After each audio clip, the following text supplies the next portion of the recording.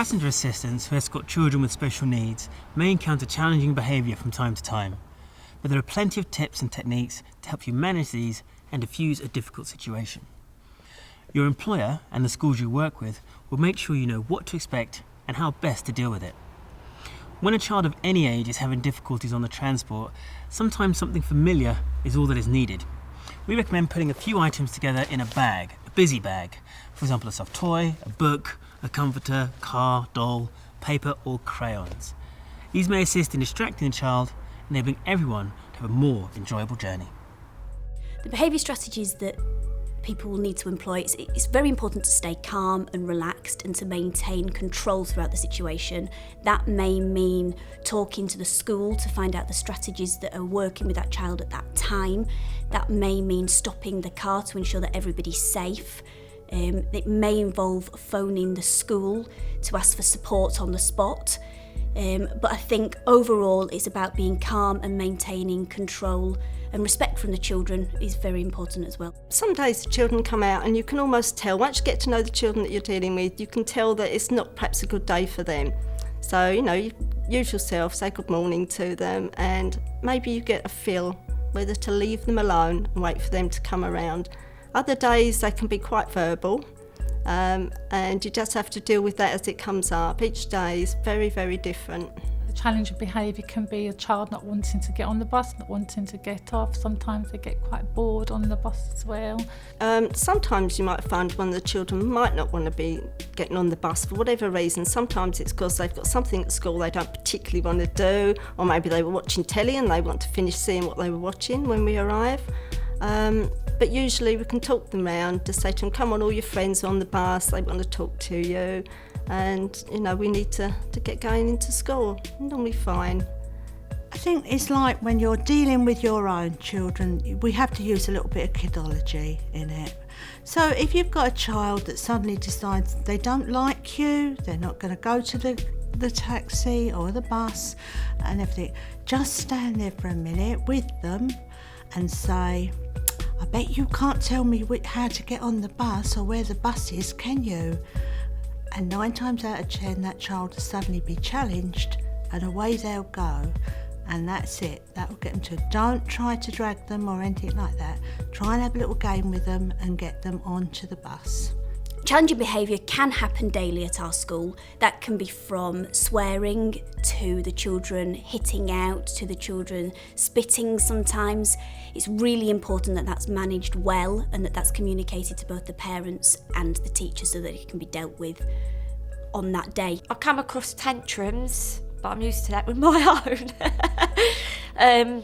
There's a particular one that has a few tantrums if his mum's not standing there and waving, but I find that if I just ignore him, not being rude, and try and change the subject, he forgets about it. So things that can set a child off are things like changing faces, their daily routines being changed, just generally if they're not used to the look you give them, it can set them off.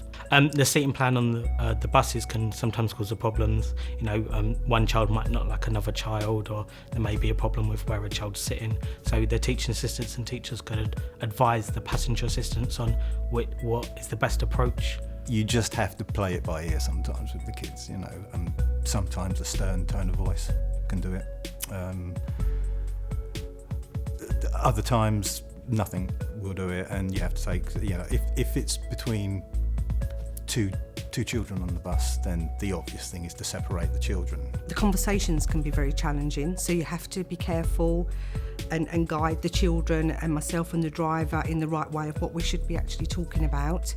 But they can become very verbal, very argumentative, and they also can become violent. I think it's very difficult. If some of the children have a really, really bad day and they're swearing at you and quite aggressive sometimes, I think all you can do is try not to get loud yourself, try and keep your voice calm and reason with them. And if they are swearing, I normally give them an alternative word to say.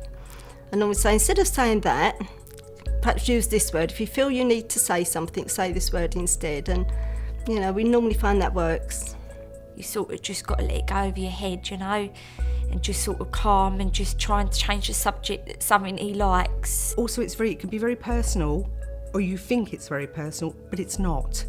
They will just verbally lash out at whoever is on the bus.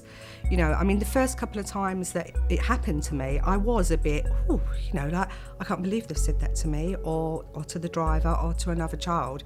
Where now I'm used to it, but it doesn't hurt. It's all part of the job, a part of how them children cope with their anxiety, nerves, even excitement, if they're happy. It's all, but it's not actually aimed at you. As we've already seen, finding out how to make the journey pleasant and enjoyable for each child will help you to respond sensitively and overcome any difficulties on the journey. The school may also tell you about any instance in the child's day which might unsettle them on the way home. They can also give you tips on the best seating arrangements for the children in your vehicle. For children that do struggle with difficulties like ADHD, they can have quite an anxious start to their day that the parents have had to cope with, they've had to put in place strategies for. We're always very mindful that we need to understand what those strategies are so that we can follow through and be consistent. And whatever happens on transport, on those taxis, needs to be consistent too. So I think really for us, what we would be looking for with anybody taking on the role is somebody that can have that compassion and that understanding for just how difficult home can be for some of our parents, and then is able again to work with us and with home to use those same strategies. It may be the same words, it may be the same symbols that we're using to make sure that we are consistent, so that there isn't that breakdown at the beginning and the end of the day.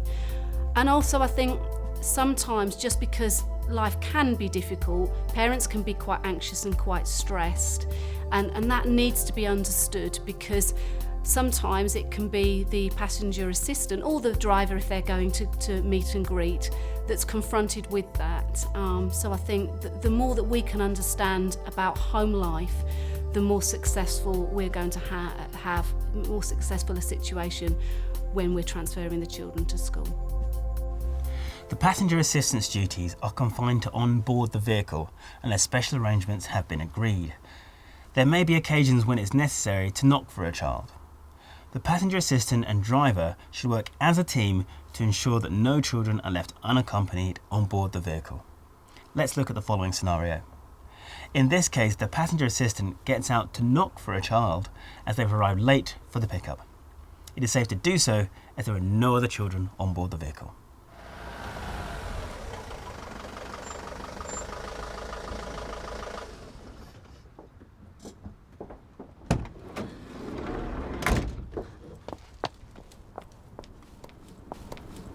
Morning. What bloody time do you call this? Oh, 8:05. Yeah, 8:05. You're supposed to be here 8 o'clock. Is Liam ready? Can't you tell the time or something? I'm really sorry, the traffic Are was... you listening to me? I said it's 8:05. You're supposed to be here at 8 o'clock and I'm supposed to be at work. Well, if you'd like to call the operator, you can have a chat with them about it. Yeah, I bloody well will. Yes. Liam! If you do encounter unpleasantness, it's important not to get into an argument with a parent. Talk to your employer about the incident and log what happened in your diary. There are members of the team on hand to give you support and share their own experiences if needed. Oh, hi, Liam. Bye, see you later. Above all, stay calm and remember, it's not personal. Common sense, understanding and a cool head are often all you need to deal with certain situations. Some challenging situations can also be avoided by being aware of your own behaviour.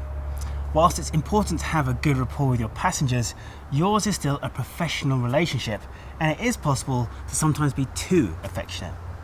This can be a tricky balance because some children are naturally affectionate and have an instinct to cuddle.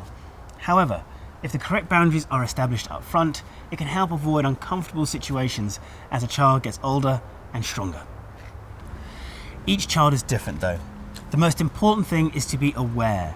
Never let the fear of doing something wrong stop you from using common sense. If in doubt, remember that your duty is first and foremost to the child or adult in your care. For many children, you will find that you're transporting them from very young. And when they're very young, they want to be, like a lot of children, very loving. They want to put their arms around you. And I hear this many, many times where everyone, oh, they're really lovely. The thing is, they have to grow up, and they can be 15, 16, 17, and they end up with all the normal hormones of a young man or a young woman. And they may want to try to put their arms around you at 16 or 17 and kiss you. This is inappropriate. They really can't go up to the shop assistant and do that in Sainsbury's. So when they're coming out in the morning and they want to put their arms around you, you need to say, no, we don't do it like that. We shake hands and we say good morning or good night. Always just put your hand up and say, no, this is what we do. And that will be all they'll need, and that is teaching them appropriate behaviour, because what you may be comfortable with, someone else will not be. I think in this job, although you've got to be friendly with the children, you know, you can't get too friendly with the children, obviously. I think you've got to get them to show respect to you and you to them. I think it's important that we show them respect as well. Challenging behaviour is perhaps most difficult to deal with in older, bigger children whose physical strength may sometimes be intimidating.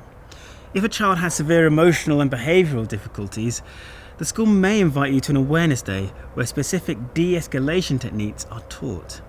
These will give you the skills and confidence to deal with the more serious physical encounters like grabbing, biting or spitting should they arise. We use a lot of different de-escalation techniques here as a school, and we all have training on that. And again, that is something that as a school we would advise on the different strategies that seem to be most appropriate for any individual child. But as a generalisation, anybody needs to remain calm, not take anything personally that's being said, because as the children get more and more anxious, they can become more personal and their language can become worse. And really what we need people to do is to speak as succinctly as possible to the children, because as their anxiety levels are raised, they won't hear very much of what you're saying. So it's just being calm and clear and reassuring where you can be. And often that will work as the escort's built relationship with the child, because for all of our children, relationship is key. As well as calmness, patience and a good rapport with every child, passenger assistants all agree that a good sense of humour makes everything easier and more enjoyable.